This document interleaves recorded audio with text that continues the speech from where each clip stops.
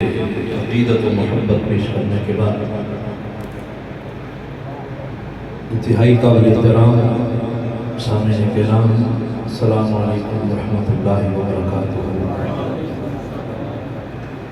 مجھ سے قبل بھی ثنا خوانی ہو رہی تھی،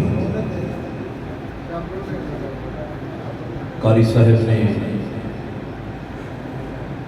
تلاوت قرآن کریم سے بھی ہمارے قلوب و اذہان کو منور کیا۔ اس کے بعد ثنا خوانی کا سلسلہ رہا۔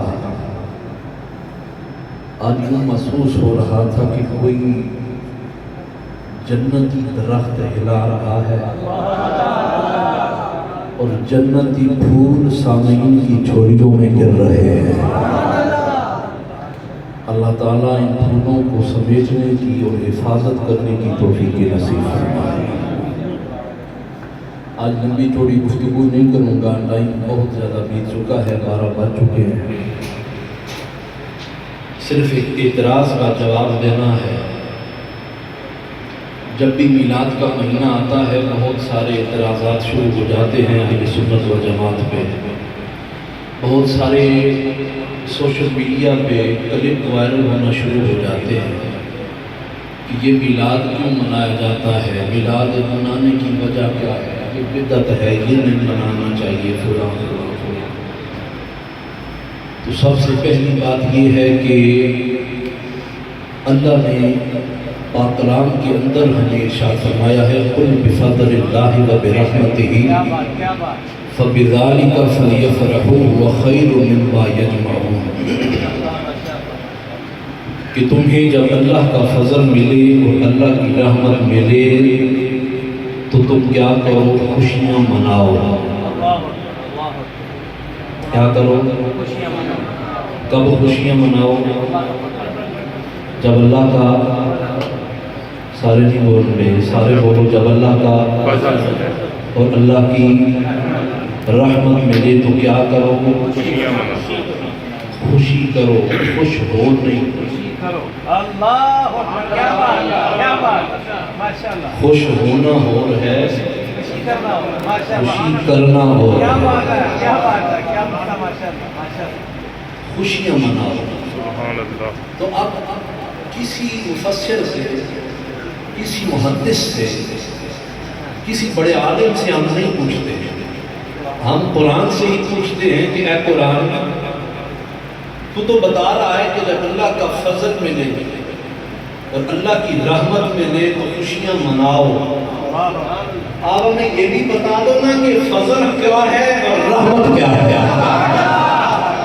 تو قرآن ہی کہتا ہے وَمَا أَرْسَلْنَاكَ إِلَّا رَحْمَةً لِّلْعَالَمِينَ، اور لوگوں رحمت کا پوچھتے ہو، کائنات کی سب سے بڑی رحمت محمد نبی کی فضل کیا ہے؟ یا ایھا النبی انا ارسلناک شاہدا ومبشرا ونذیرا وداعیا الی اللہ باذنہ وسراجا منیرا وبشر المؤمنین بان لهم من اللہ فضلا کبیرا۔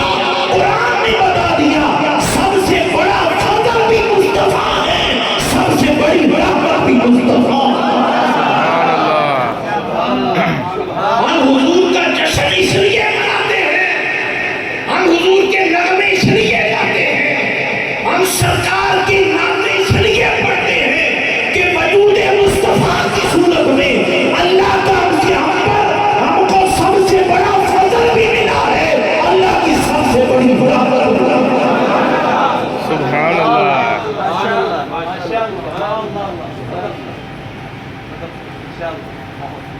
اسی لیے کسی نے کہا ہے نا نثار تیری چہل پہل پر ہزار عیدیں سوائے ابلیس کے جہاں میں، سبھی تو خوشیاں اونچی، سبھی تو خوشیاں۔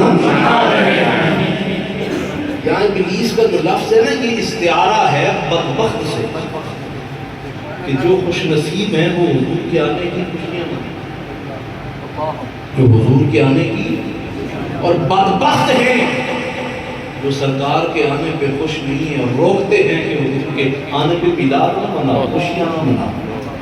سوائے ابلیس کے جہاں میں سبھی تو خوشیاں، بولو سبھی تو خوشیاں۔ میں نے اس دن سلار والا میں بھی یہ بات کہی تھی کہ ہمیں کسی کے پاس جانے کی ضرورت نہیں ہے کہ ہم کسی عالم دین کے پاس جائیں، پیر صاحب کے پاس جائیں، مفتی صاحب کے پاس جائیں، قاری صاحب کے پاس جائیں کہ حضرت یہ ہمیں میلاد منانا چاہیے کہ نہیں، حضور کے آنے کی خوشیاں منانی چاہیے کہ نہیں، کسی کے پاس جانے کی ضرورت نہیں۔ یار یہ جو مفتی بیٹھا ہے نا آپ کے سینے کے اندر جسے دل کہتے ہیں، اس سے پوچھ لو کہ اگر میں حضور کے آنے پہ خوش ہوں گا تو میرے حضور خوش ہوں گے کہ نہیں ہوں گے؟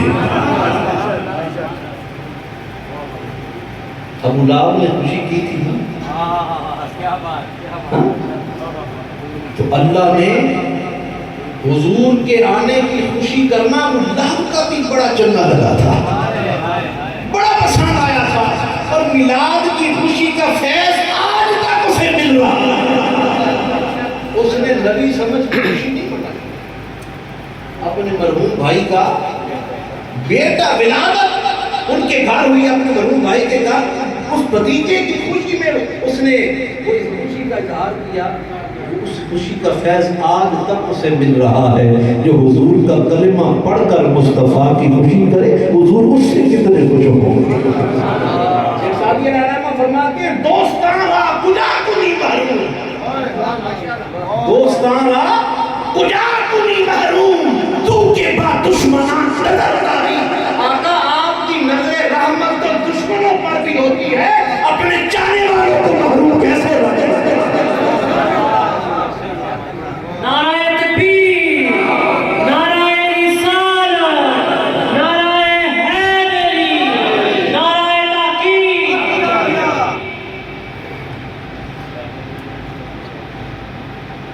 اور پھر ایک اعتراض یہ بھی ہوتا ہے کہ 12 ربیع الاول کو حضور کی وفات ہے، یہ اکثر قریب میلاد کے موسم میں غائب ہو جاتا ہے۔ میں پچھلے دن ایک صاحب کا نام نہیں لیتا، ان کا میں کلپ سن رہا تھا، انہوں نے کہا یہ سنی چل رہے ہو گئے 12 ربیع الاول کو حضور کا مثال ہے، ولادت پہ تو اختلاف ہے کہ 12 ربیع الاول کو ولادت ہوئی یا نہیں، لیکن 12 ربیع الاول وفات پہ تو سارے متفق ہیں۔ تو بھیا تمہیں کس نے کہہ دیا 12 ربیع الاول وفات پہ سارے متفق ہیں؟ تمہارے تو اپنے کہہ رہے ہیں، نشر الدین کے اندر لکھا ہے کہ 12 ربیع الاول کو حضور کی وفات نہیں۔ یہ تاریخ کا مسئلہ ہے، حضور کی ولادت میں بھی بہت سارے شکوک و شبہات ہیں، کئیوں نے کہا 8 کو ہے، کئیوں نے کہا 12 کو ہے، لیکن جمہور کا جو فتویٰ ہے وہ 12 ربیع الاول کا ہے۔ لیکن وہ صرف سادہ لو انسانوں کو، سنیوں کو، اہل سنت و جماعت کو ان کے ذہنوں کو متزلزل کرنے کے لیے، تذبذب کا شکار کرنے کے لیے ایسی باتیں کرتے ہیں کہ سارے متفق ہیں۔ بھائی کون متفق ہے؟ اس پر بھی بہت سارے اقوال جمہور علماء کے موجود ہیں، کیونکہ یہ تاریخی مسئلہ ہے، اس لیے چلے مان بھی لیں۔ وہ کہتے ہیں آپ حضور کی 12 ربیع الاول کو تو حضور کی وفات ہے، میری طرف توجہ، میری طرف سے توجہ ہے آپ کی۔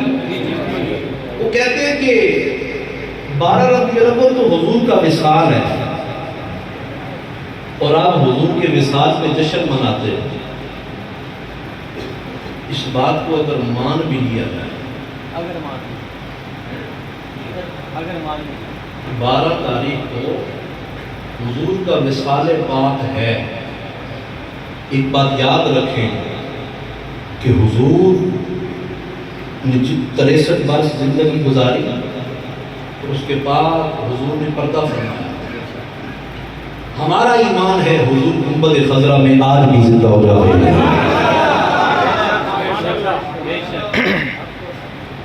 ہر بندہ اپنی عمر کا ہوتا ہے،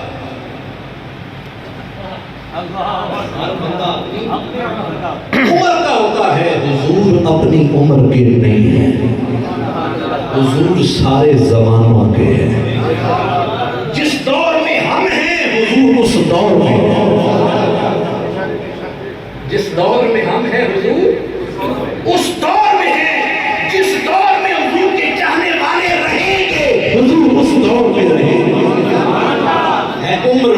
लाखों बरस की देरी है, उम्र लाखों बरस की देरी, मगर है ताजा शबाब तेरा। इतराज होता है जी 12 रबीउल अव्वल को तो हुजूर का विसाल है, और सहाबा कराम तो बड़े गमगीन हुए थे सरकार की वफात पे, उसमें कोई शक नहीं। सहाबा कराम तो वो थे कि जिन्होंने अपना घर बार छोड़ा, अपनी औलादों को छोड़ा, अपना वतन छोड़ा, अपनी कारोबार छोड़ा, औलादों को छोड़ा, वालिदैन को छोड़ा, घर बार को छोड़ा। क्यों? कि हुजूर के करीब रहे, बददुआ के चेहरे पे नजरें पड़ती रहे। वो सुबह शाम दीदारे मुस्तफा करते थे, उनको हुजूर वजूद की सूरत में मिले थे। कारी साहिब तवज्जो, सहाबा को हुजूर वजूद मुस्तफा की सूरत में मिले थे। जब वो वजूद पसे पर्दा चला गया तो सहाबा गमगीन हो गए। कईयों सहाबियों ने मदीना छोड़ दिया कि जिस गलियों में गुजरते आमिना के लाल को देखते थे, अब यहाँ पे रहना मुश्किल हो। सहाबा को तो हुजूर वजूद की सूरत में मिले थे, हमको हुजूर वजूद की सूरत में नहीं मिले, रूहानी तौर पे मिले हैं। सरकार जब से मिले हैं तब से गए ही नहीं है।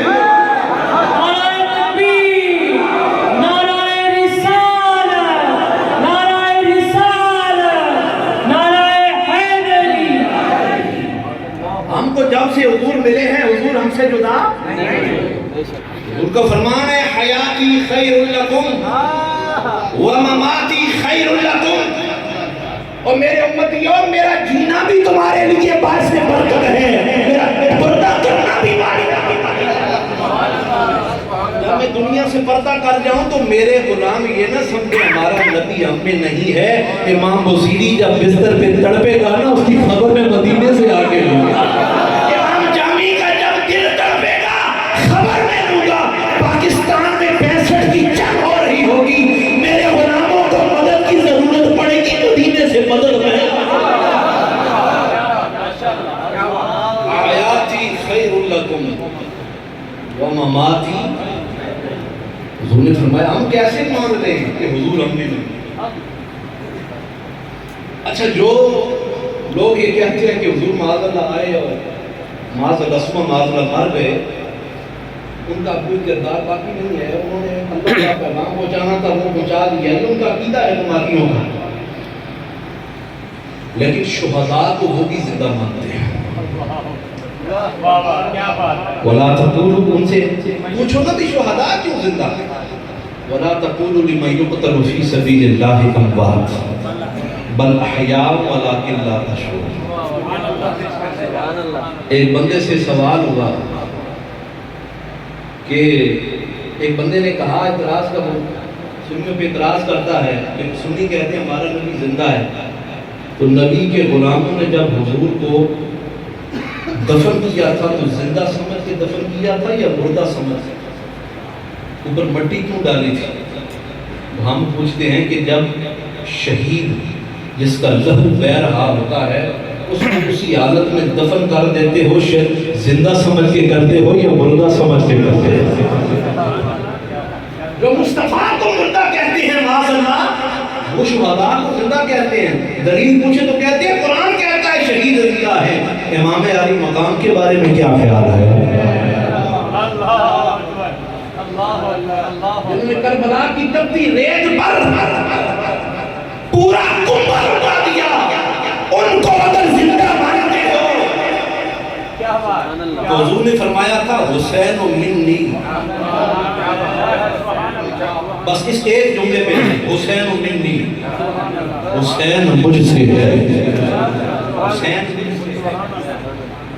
नवासा नाना से, हुसैन मुझसे है, नवासा नाना से होता है। पता क्या चला कि नाना कुल है, हुसैन जुज़ है।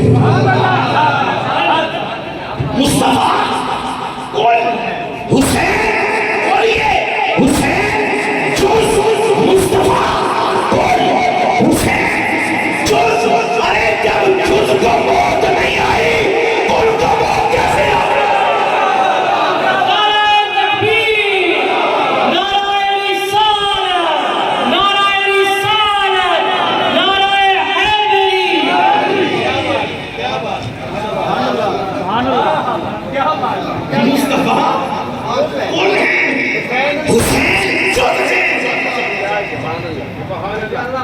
جب جز کو موت نہیں آئی کل کو موت کیسے آ سکتی ہے؟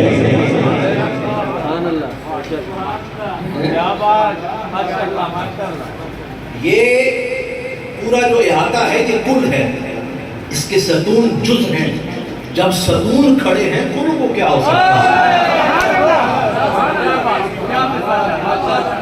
جب جز کو زندہ مانتے ہو کل کو زندہ ماننا پڑے گا۔ اعلیٰ حضرت نے اس لیے کہا ہے تو زندہ ہے واللہ ہے واللہ تو زندہ ہے واللہ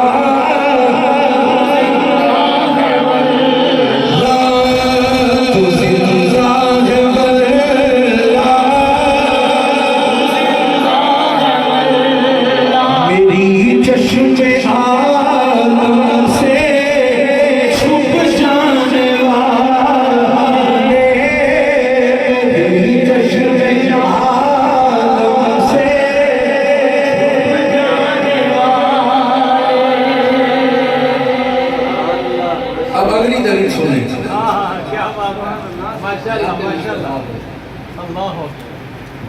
یہ باتیں کرنا ضروری سمجھی تھی، اس لیے آج اس کو خطاب کا موضوع بنایا ہے، کیونکہ بہت سارے لوگوں کو تذبذب کا شکار کیا جاتا ہے، اور سادہ جو سنی ہوتے ہیں وہ بیچارے کئی پریشان ہو جاتے ہیں۔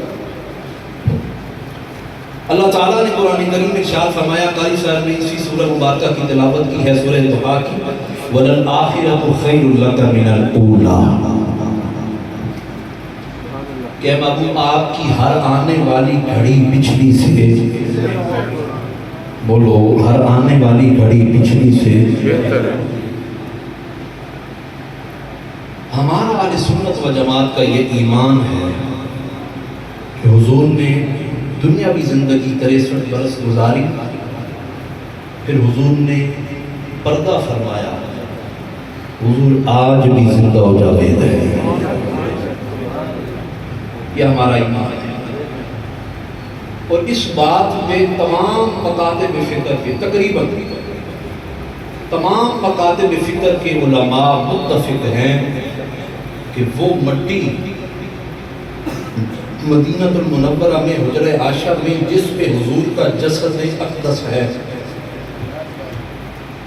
وہ مٹی جس پہ حضور کا جسد اقدس ہے، وہ مٹی صرف بیت اللہ نہیں، صرف مقام ابراہیم نہیں، صرف 7 آسمان نہیں، صرف 8 جنتیں نہیں، صرف سدرۃ المنتہا نہیں، بلکہ وہ مٹی رب کے عرش سے بھی افضل و اعلیٰ۔ اس پہ جمہور علماء کا، تمام مکاتب علماء کے سبحان اللہ۔ اب جب اسرائیل علیہ السلام آئے نا روح مصطفیٰ کو قبض کرنے کے لیے، تو عرض کی مولا تیرے محبوب کی روح کو میں کہاں رکھوں؟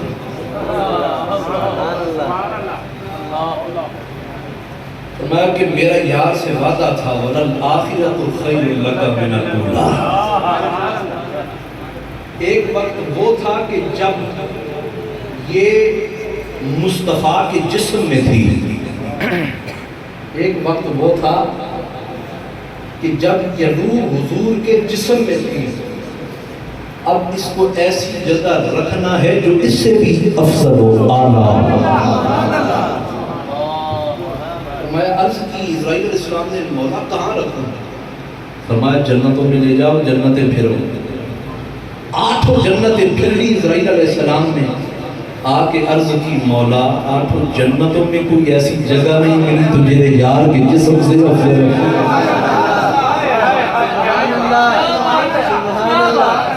کوئی جگہ نہیں ملی، فرمایا 7 آسمان پھرو، سدرۃ المنتہا پھرو۔ آقا عرض کی مولا کوئی جگہ نہیں ملی جو حضور کے جسم سے افضل ہوا۔ مولا نے فرمایا اسرائیل پھر میرے عرش پہ لے آؤ۔ عرض کی مولا تیرے عرش پہ تو وہ مٹی افضل ہے جو یار کے نیچے آتی ہے۔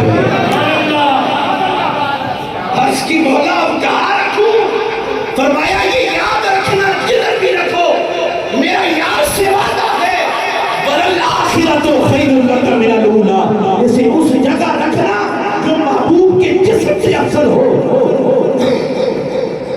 مولا میں نے 8 جنتیں پھری، 7 آسمان پھیرے، تیرا عرش دیکھا تو وہ مٹی اصل ہے جو یار کے نیچے آتی ہے۔ فرمایا اسرائیل پھر اس کا ایک ہی حل ہے، جہاں سے لی ہے وہیں لوٹا۔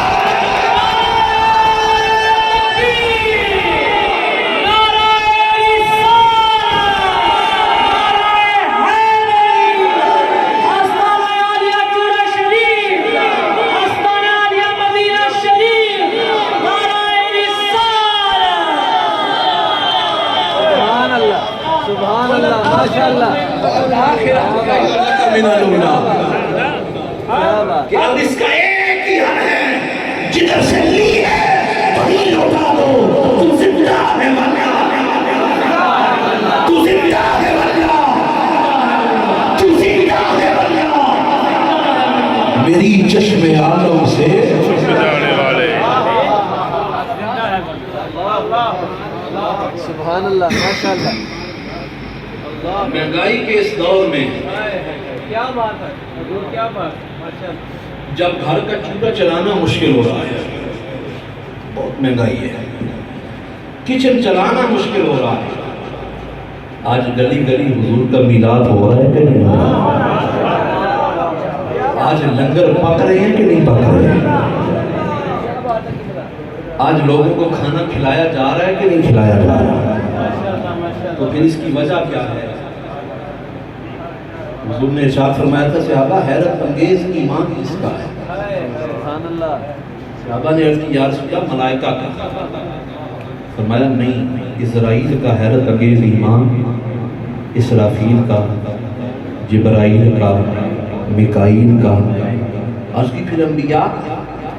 انہوں نے فرمایا نہیں، جناب ابراہیم کا بھی، جناب اسماعیل کا بھی، جناب اسحاق کا بھی، جناب داؤد کا بھی، جناب سلیمان کا بھی نہیں ہے۔ فرمایا حضور پھر ہمارا ایمان؟ فرمایا نہیں، ابو بکر کا بھی، عمر کا بھی، عثمان کا بھی، علی کا بھی، طلحہ کا بھی، زبیر کا بھی نہیں۔ ایمان حیرت انگیز ایمان کس کا ہے؟ حضور نے فرمایا تو میرے بعد آئیں گے، مجھے دیکھا نہیں ہوگا، مجھے دیکھا نہیں ہوگا، مصافحہ نہیں کیا ہوگا، لیکن فیصلہ آباد میں بیٹھ کر ان کے دل تڑپیں گے، مچلیں گے کہ کل دیدار مصطفیٰ ہو جائے، اور یہ کہیں گے یہ کی جان کیا ہے، اگر ہو کروڑوں تیرے نام پہ سب کو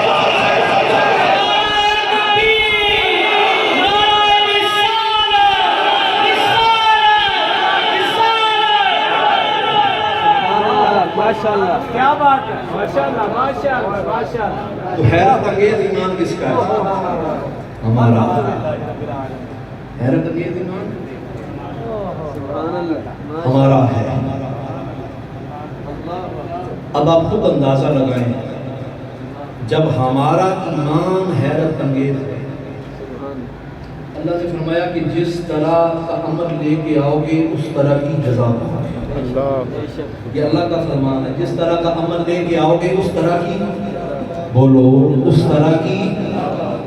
جب ہمارا ایمان حیرت انگیز ہے تو پھر اللہ کی عطا بھی حیرت انگیز ہے کہ نہیں؟ جب کفار و مشرکین کی پوری قوتیں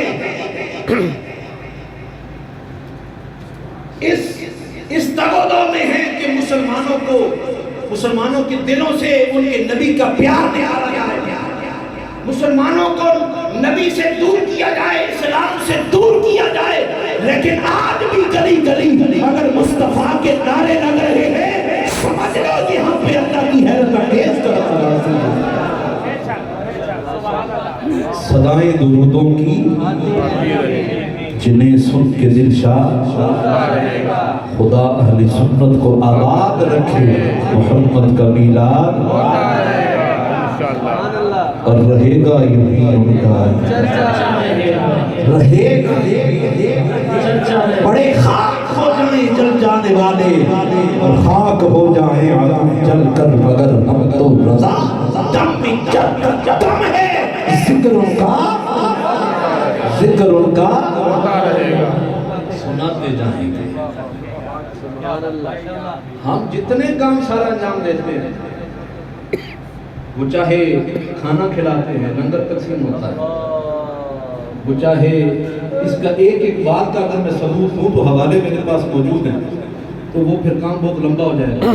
ہم حضور کی شناخوانی کریں، حضور کے تذکرے ہوں، حضور علیہ السلام کی نعتیں پڑھی جائیں، حضور کی سیرت بیان ہو، فضائل بیان ہو، کمالات بیان ہو، معجزات بیان ہو، درود و سلام ہو، دعا ہو. یہ سارے ہم کام جتنے سر انجام دیتے ہیں نا، ان کی اگر دلیل آپ کو چاہیے تو یا قرآن سے ہمیں رہنمائی مل جائے گی یا ہمیں حدیث مصطفیٰ سے مل جائے گی. کیونکہ حضور کے میلاد کی خوشی منانا یہ اللہ کی سنت ہے، اور جشن آمد رسول منانا یہ اصحاب پیغمبر کی سنت ہے. تو ہم خوش نصیب ہیں کہ اللہ نے حضور کے میلاد منانے کا یہ کام ہمیں سر انجام دیا ہے. لیکن دوستان محترم، آپ محفل میلاد منائیں، جھنڈیاں بھی لگائیں، چراغاں بھی کریں، لیکن یہ سارے کام ہم کیوں کرتے ہیں؟ محبت مصطفیٰ میں. تو محبت میں جو پہلا تقاضا ہے وہ ادب کا ہے.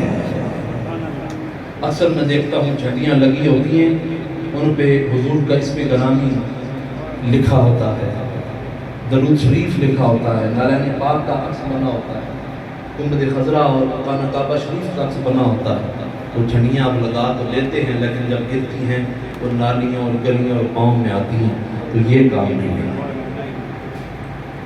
حضور کا عشق میں ہم یہ سارے کام سر انجام دیتے ہیں، لیکن اگر ادب نہ ہو تو پھر ان کام کا فائدہ نہیں.